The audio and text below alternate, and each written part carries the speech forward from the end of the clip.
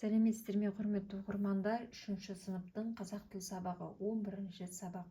Бүгінгі сабақта біздер 44-ші жаттығудан 41-ші жаттығудан 44-ші жаттығуға дейін бірге қарастыратын боламыз. Құрметті оқырмандар, сіздер каналға тіркеліп, өз көмектеріңізді беріп қойыңыздар. Және лайк басыңыздар, каналға тіркелуді ұмытпаңыздар. 41-ші жаттығу мәтінді түсініп оқы. Ағаш ек. Адам таза ауамен дем алады. Адам демінен шыққан ауа қайта жұтуға жарамайды. Ал таза ауа қайдан келеді деп ойлайсыңдар? Таза ауа ешқайдан келмейді. Айналамыздағы ағаштар жарамсыз ауаны жұтып, өзі үшін қажетті иісті ұстап қалып, онымен қоректенеді де ауаны тазартады. Үйлердің айналасында, көшеде, аулада өсіп жатып, жапырақ жайып тұрған ағаш неғұрлым көп болса, ауа да соғұрлым таза болады. Таза ауамен дем алған адамның дені сау, көңілі қош болып, ұзақ өмір сүреді. Сол себептен бабаларымыз өмір жасында ұзартқың келсе, ағаш ек деп өсиет айтқан екен. Спандияр Ақаевтың әңгімесі екен. Мәтін не туралы болды? Мәтін бізде ағаш туралы болды. Мазмұнын айт дейді. Яғни мазмұны, яғни ауа, адамға таза ауа қажет. Жақсы ауаны жұту үшін бізде таза ауа бізде айналамыздағы табиғаттан келеді екен. Ол табиғатымыз біздің теректеріміз, ағаштарымыз. Неғұрлым көбірек ағашты көбірек егетін болсақ, соғұрлым сол жердің ауасы таза болады екен.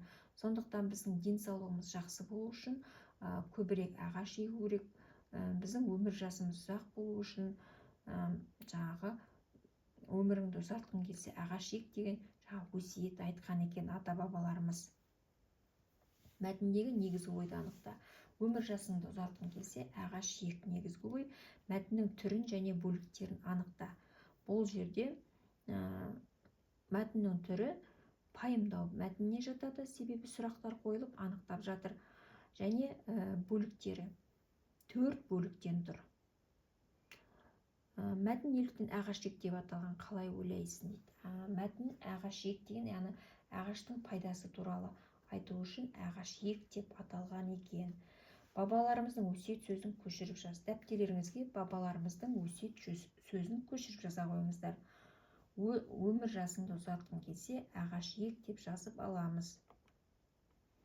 42-ші жаттығу. Ұйқасын тауып жаз. Аң мен құсқа қорған болған қалың орман.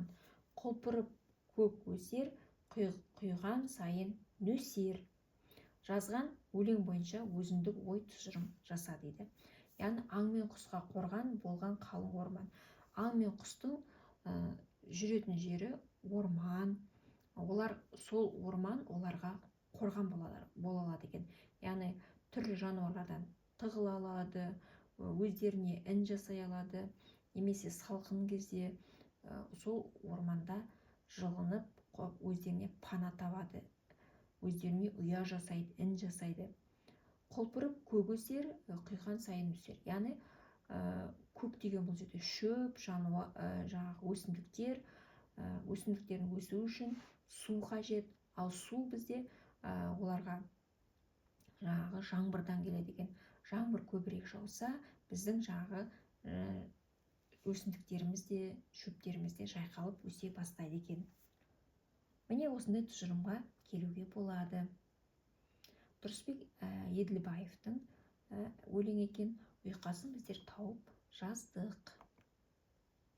Табиғатты қорғау үшін не істеу керек тақырыбында пікір білдіруге арналған сұрақтар құрастыр дейді. Табиғатты қорғау үшін не істеу керек? Табиғатты қалай қорғаймыз деп сұрақ қоямыз да. Табиғатты қалай қорғаймыз? Табиғатты қорғау үшін бізде үнемі жаңағы қоқыс тастамай, немесе ағаштарды сындырмай, түрлі әрекеттерге бармауымыз қажет екен. Қоқысты қайда тастау керек? Яғни қоқысты міндетті түрде арнайы берілген жәшіктерге тастауымыз керек. Жас шыбықтарды сындыруға болады ма? Әрине сындыруға болмайды. Жас шыбықтар ертең үлкен ағаш болып өседі. Сондықтан жас шыбықтарды сындырмауымыз қажет. Көгалды басып өтуге болады ма? әрине көгалды басып өтпеген дұрыс, себебі тапалып қалады, дұрыс өсе алмай қалады. Балықтарды қай мезгілде аулау керек? Яғни балықтардың көбейетінің өзінің ұрпағын көбейтетін уақыты болады ғой, сол кезде аулауға болмайды. Егер сол уылдырығын шашыратын кезде аулайтын болсақ, бізде балықтарымыз көбірек өспей қалады екен. Орман өртінен қалай сақтану керек? Орман өртінен, яғни қатты күн ыстық кездерінде мұқият тексеріліп қаралып тұру керек, немесе орманға барған кезде от жағып, оны сөндірмей кетуге болмайды. Сол кезде орманымызда өрт шығып кетуі мүмкін. 44-ші жаттығу: сөздердің мағынасына қарай орналастырып өлеңді оқы дейді. Елім менің жерге бай, айдынды шалқыр көлге бай. Өлеңнің мағынасын топта талқыла дейді.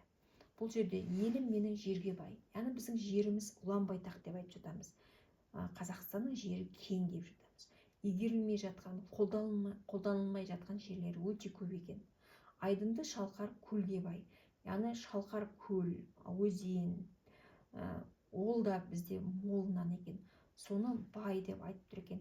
Яғни бұрынғы заманнан адамдар қоныстанайын деп келген кезде өзеннің жанына, көлдің жанына қоныстанатын болған. Яғни біздің жерлерімізді қарап отырсаңыздар, қай жерде де өзен, көлі болады міндетті түрде. Себебі ол жерде адам мал ұстайды, міндетті түрде су қажет болады. Су қажет болғасын, немесе бақша егеді. Бақша еккесін жерде су қажет болады. Сондықтан өзен, көлге біз бай екенбіз. Егер жерімізді қолданатын болсақ, жерімізде үлкен, көлімізді, өзенімізді пайдалана отырып, бау-бақша немесе сол жерлерге малды жайып, мал өсіруге де бірнеше нұсқасы бізде бар екен. Сондықтан елімізді, жерімізді пайдалануымыз керек және қорғауымыз керек. Табиғатымызды қорғауға өз үлесімізді қосуымыз қажет. Біздер табиғат туралы көбірек айттық. Табиғатымызды қорғау үшін біздер тіпті кішкене болса да қиянат келтірмесек, ағаштарды, шыбықтарды сындырмай, қоқыс лақтырып кетпесек, соның өзі біздердің табиғатымызға жасаған көмегіміз екен. Құрметті оқырмандар, бүгінгі сабақта біздер қазақ тілге байланысты тапсырмаларды, жаттығуларды аяқтадық. Сіздерге каналдағы тапсырмаларды бірге орындау түсінікті әрі нақты болған болса, ұнайтын болса, каналға тіркеліңіздер, лайк басыңыздар. Каналға тіркеліп өз көмектеріңізді беріңіздер. Келесі сабақта кездескенше сау болыңыздар.